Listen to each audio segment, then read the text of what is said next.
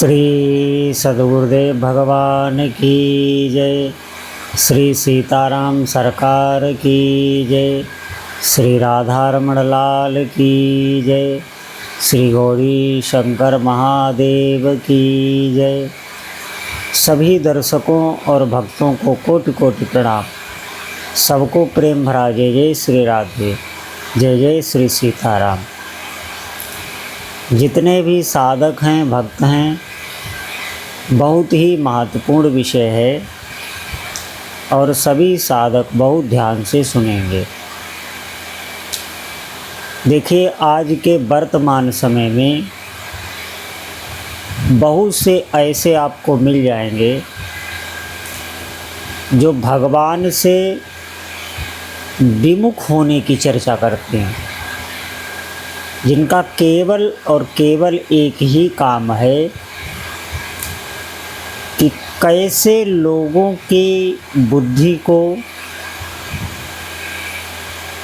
हमारी जो सनातन पद्धति है, हमारे जो शास्त्र हैं, हमारे जो शुद्ध संतों के वचन हैं, इनसे दूर किया जाए। आप बहुत महत्वपूर्ण विषय है और इसे सुनना भी बहुत आवश्यक। वो ऐसा इसलिए करते हैं, ध्यान से सुने, कि एक तो वो जब इस मार्ग में चले, उन्होंने कोई साधना नहीं की, उनका जो पूर्व का भी जीवन रहा होगा वो बिल्कुल भगवत विमुख ही रहा। इसी जन्म में उन्होंने श्री गणेश किया, तो ज्यों ही उन्होंने वो भगवान के भजन में आगे बढ़े तो विपरीतता का सामना उन्हें करना पड़ा। उनका मन उन्हें भयभीत करने लगा। इंद्रियों का दमन करने की शक्ति उनमें होती नहीं, क्योंकि ये तो गुरु की कृपा से आती है, ये इष्ट की कृपा से आती है, ये भजन के बल से आती है। और आपको भजन से ही जब हटा दिया जाएगा तो आपके भीतर इतनी क्षमता नहीं है कि आप इंद्रियों का दमन कर पाएँ। तो वो इस मार्ग में चल ही नहीं पाते, उन्हें भय की प्राप्ति होती है और बाहर से भी उन्हें विपरीतता मिलती, प्रतिकूलता मिलती है। क्यों? क्योंकि वो ऐसे कर्म करके आए हैं, ऐसे कर्मों का जमावड़ा उनके पीछे होता है कि उन्हें इस जीवन में बहुत कुछ भोगना है। आप बिल्कुल निश्चित समझें।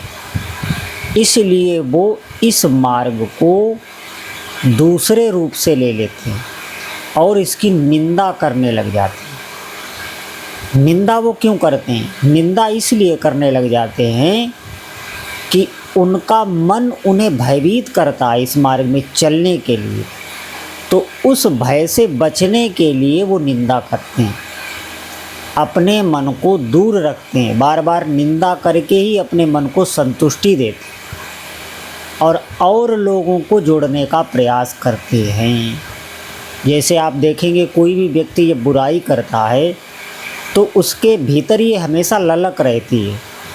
किसी भी घोर पापाचरणी विषयी भोगी कामी व्यक्ति के भीतर ये लालसा रहती है कि दूसरा भी उसी की पार्टी में आ जाए, वैसा ही वो भी आचरण करने लग जाए, वैसा ही वो भी बन जाए। ऐसा वो प्रयास भी करता है, ऐसा नहीं है। और जब वो किसी शुद्ध सदाचारी व्यक्ति को देखता है तो उसके हृदय में जलन होने लगती है। ये मैं बिल्कुल आपको सच्चाई की बात, हृदय की बात बता रहा हूँ, इसमें कोई बनावटी नहीं है। हम किसी का विरोध नहीं कर रहे, लेकिन हम ये आपको बता रहे हैं कि हमें भगवान के भजन में अगर चलना है तो इन बातों को हमें जानना पड़ेगा। जो प्रारंभिक साधक हैं वो मन की, हृदय की स्थितियों को नहीं जान पाते।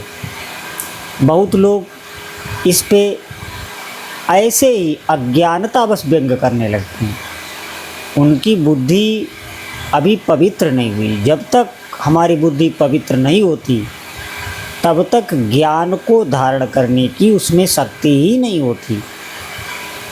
परमार्थ में आगे बढ़ने की उनके भीतर शक्ति नहीं आती जब तक वो पवित्र नहीं होती, और पवित्र भजन से ही होती है।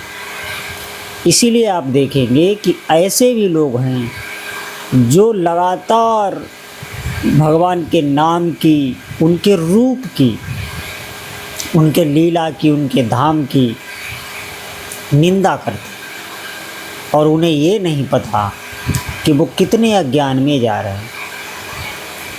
आप देखेंगे कि कोई भी व्यक्ति जब भोगों में सुख नहीं देखता, जब वो भोगों में चलता है, भोग भोगता है, तो भी उसे दुख ही जब प्राप्त होता है, क्लेश ही, और मन भीतर अवसाद में जाने लगता है।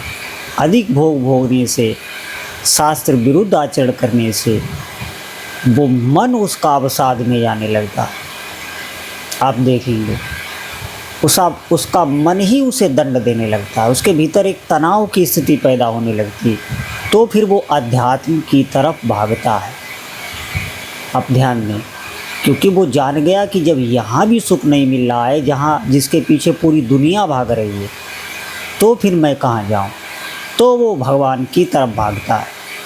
लेकिन जब वो भगवान की तरफ भागता है तो उसके भीतर अहंकार होता है, क्योंकि जो भोगों से आए हुए व्यक्ति के पास, जिसके पास सब संसाधन हैं, उसके भीतर अहंकार तो होता ही है। तो वो किसी भी गुरु के, किसी भी इष्ट के, किसी भी साधना के वो समर्पित नहीं होता, वो मनमानी तरीके से साधन करता है, और उसे क्लेश भी होता है। जब उसे क्लेश होता है तो फिर वो उसकी निंदा करने लगता है, और ये वो ठीक तरह से जानता है कि भोगों में सुख नहीं है, लेकिन केवल और केवल अपने मन को परमार्थ से दूर करने के लिए, इस जो मृत्यु रूपी भय है, इससे बचने के लिए वो ऐसी बातें करता है। तो ऐसे व्यक्ति को एक तरह से हम अज्ञानी ही कहेंगे, घोर अज्ञानी, जो अपना भविष्य देख ही नहीं रहा। अरे भगवान का नाम जब तो वो वस्तु है कि बिल्कुल अवसाद में, तनाव में डूबे हुए व्यक्ति को भी ऐसी स्थिति में लाके खड़ा कर दे कि वो दूसरे का तनाव दूर करने लग जाए। इतनी साधक में सामर्थ्य आ जाती, इतना भगवान का नाम महिमा युक्त है। भगवान का नाम, रूप, लीला, धाम किसी में भी हमारी आसक्ति हो जाए। इसलिए बड़े बड़े महापुरुष जो अपने में हुए हैं, उन्होंने कभी भी भगवान का साक्षात्कार नहीं मांगा कि आप आके हमें दर्शन दें। उन्होंने ठाकुर जी से एक ही बात मांगी कि आप आए ना आए, लेकिन हम आपकी याद में तड़पें, हम आपके लिए रोएं, हम आपके लिए व्याकुल हों, और उस तड़प में ही हमारा शरीर शांत हो। देखिए कितनी ये सूक्ष्म बात है, क्योंकि उन्हें ठीक ठीक ये पता है कि भगवान तड़प में ही बंधे हुए हैं, वो रह ही नहीं सकते।